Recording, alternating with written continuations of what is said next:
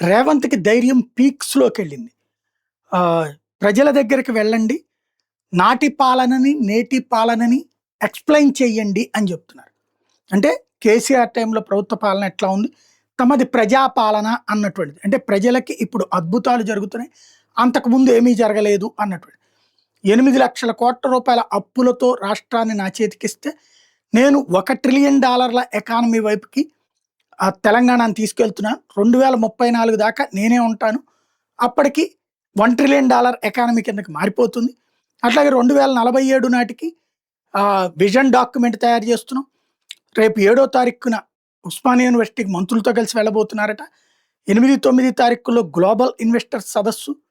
ఆ తర్వాత వచ్చేటప్పటికి రాష్ట్ర వ్యాప్తంగా కీలకమైనటువంటి అడుగులు. ఇది రేవంత్ చెప్పుకొస్తుంది. అంటే జూబ్లీ హిల్స్ ఎలక్షన్స్ ఒక రకమైనటువంటి శక్తిని బూస్ట్‌నిచ్చినాయి. రేవంత్ నా పాలన ఇదిగో అని చెప్పి ఓట్లు అడగండి అంటున్నారు. ఇది మంచి ఆలోచన, అద్భుతమైన ఆలోచన.